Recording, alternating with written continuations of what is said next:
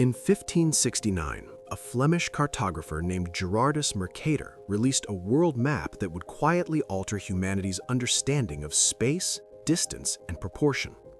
Its geometry was unlike anything widely acknowledged before it, yet the documentation explaining how such accuracy was achieved was curiously limited.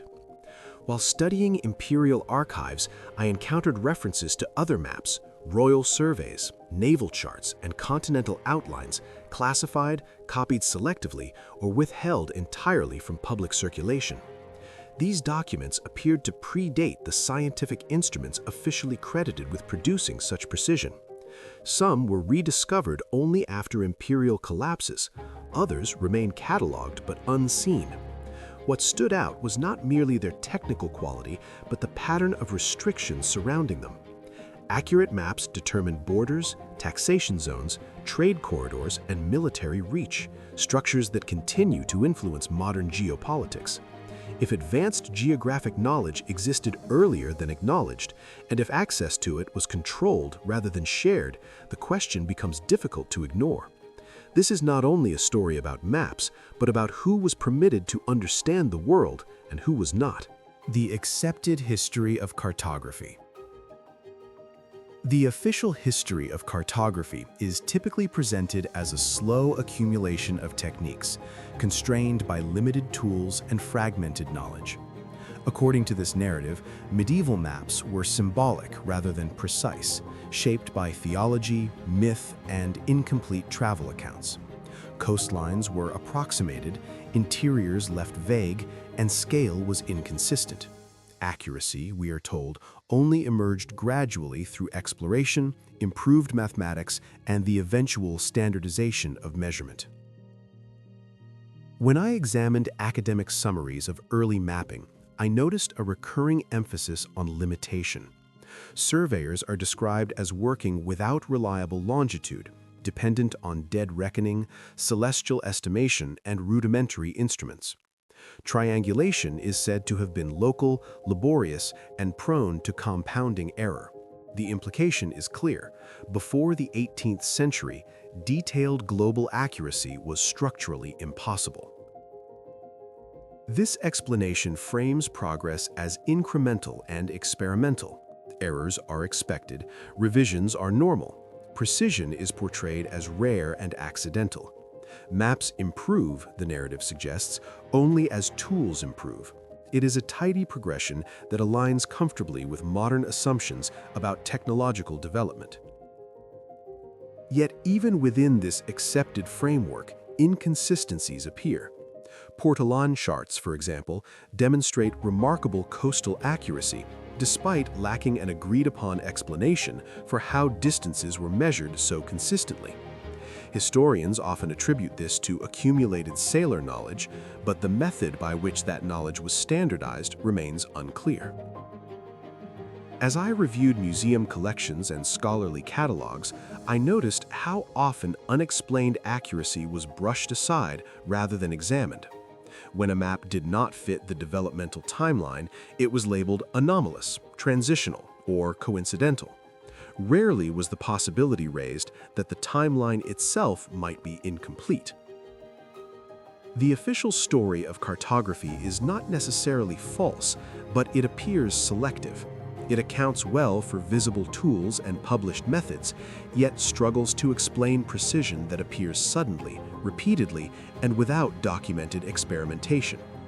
This gap does not prove anything on its own, but it establishes a boundary, a point beyond which the standard explanation no longer fully accounts for the evidence.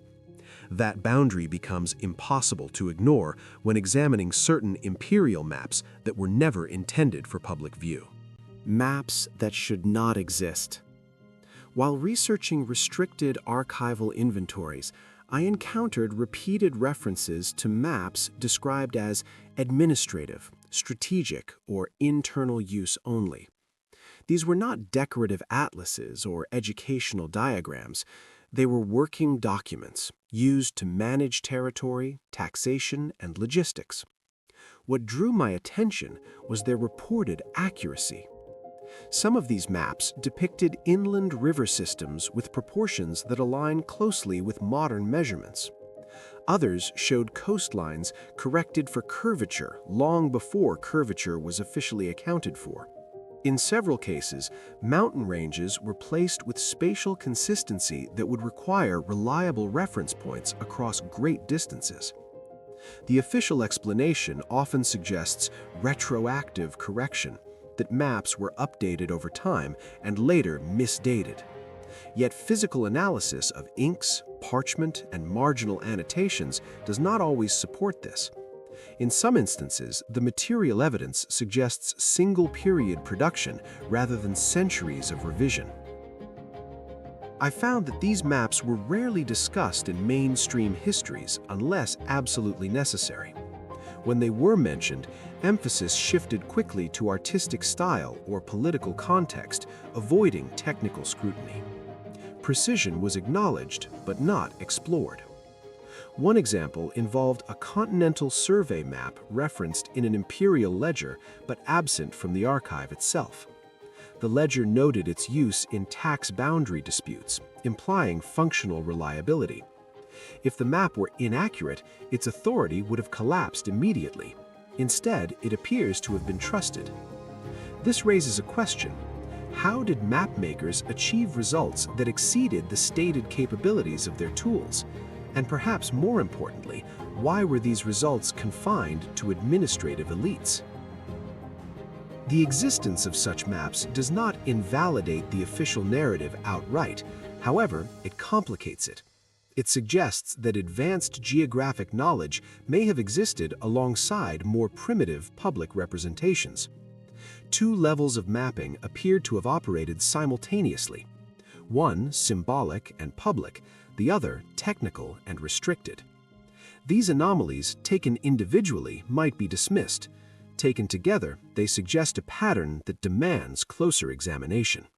As I compared imperial maps from different regions, another detail became difficult to ignore. The anomalies were not isolated. Similar levels of accuracy appeared in documents produced by rival empires, separated by language, culture, and political interest. Spanish, Ottoman, Russian, and British administrative maps displayed comparable proportional consistency. Scale ratios repeated, projection choices aligned. Certain reference latitudes appeared again and again, even where no formal agreement between empires is recorded. This repetition suggests something beyond coincidence. Independent discovery is possible, but convergence at this level usually leaves a trail of experimentation and debate. In these cases, such documentation is sparse or absent. What I noticed instead was a pattern of inheritance.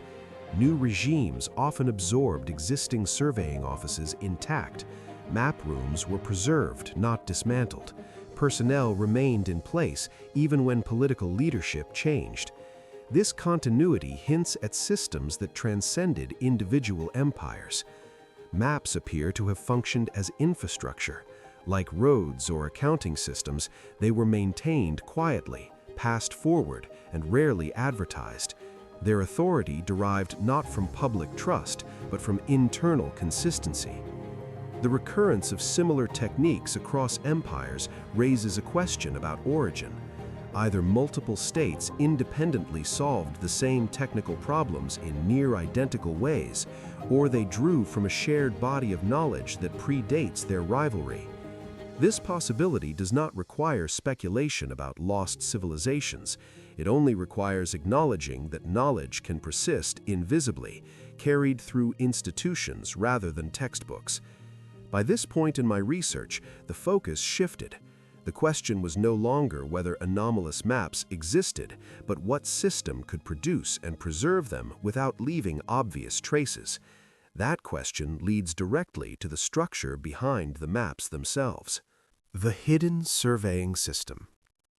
When examined collectively, the evidence suggests that imperial cartography functioned less as an artisanal craft and more as a centralized system. Accuracy at scale requires coordination, standard units, fixed reference points, and controlled data flow. None of this emerges spontaneously. I began looking not at maps, but at the bureaucracies around them. Surveying offices were often embedded within treasury departments, not universities. Their output was tied to taxation, conscription, and land grants. This placement matters. It suggests that measurement was a tool of governance, not scholarship. Certain records describe baseline measurements maintained over decades, even centuries. Others reference standard chains or royal measures that were guarded rather than explained. These references imply stable systems of calibration that were not openly shared. Triangulation networks may have extended far beyond what is typically acknowledged, using landmarks, signal towers, and astronomical markers that no longer exist or are misidentified today. Once established, such networks would allow rapid, repeatable surveying without reinvention. What stands out is the absence of public instruction manuals. Geographic knowledge confers power. To control land, one must first measure it accurately and restrict who can do the same. Seen this way, cartography becomes less about discovery and more about administration. The mapmaker becomes an operator within a system, not an independent innovator. This interpretation does not require extraordinary technology. It only requires continuity, secrecy, and institutional memory, qualities empires are uniquely positioned to maintain. Understanding cartography as a suppressed system rather than a lost art reframes the question entirely. It shifts focus from individual genius to controlled infrastructure. And it helps explain why so much of this knowledge appears to vanish. Restriction, loss, and archival silence. Throughout my research, I repeatedly encountered references to maps that no longer exist. Fires, floods, relocations, and reorganizations are often cited as explanations. Some losses are undoubtedly genuine, but the pattern of disappearance is uneven. Decorative maps survive in abundance. Technical surveys do not. Administrative charts are missing far more often than ceremonial ones. This imbalance suggests selection rather than accident. Archives are not neutral spaces. Access is granted, denied, or delayed. In several cases, I found catalog entries describing materials that are no longer available for consultation without explanation. Silence replaces description. Censorship does not always require destruction. Sometimes it only requires obscurity. A map that cannot be seen might as well not exist. Political transitions further complicate matters. New regimes inherit archives selectively. What they choose to preserve reflects their priorities. Geographic knowledge tied to outdated administrative systems may be deemed unnecessary or even dangerous. The result is a fragmented record, one that preserves outcomes but erases processes. We see what was mapped, but not how. This absence does not prove deliberate suppression, but it raises a question. If these systems were as rudimentary as often claimed, why protect them so carefully? And if they were advanced, why allow them to disappear? The archival silence is not empty. It points to choices made, even if the reasons remain unrecorded. Modern mapping and unanswered questions. Modern satellite mapping is often presented as an unprecedented achievement. In many ways, it is. Yet when I compare contemporary maps with certain historical surveys, the differences are not always as dramatic as expected. This comparison raises uncomfortable questions. How much of what we consider modern is actually inherited, and how much of the past has been filtered through selective memory?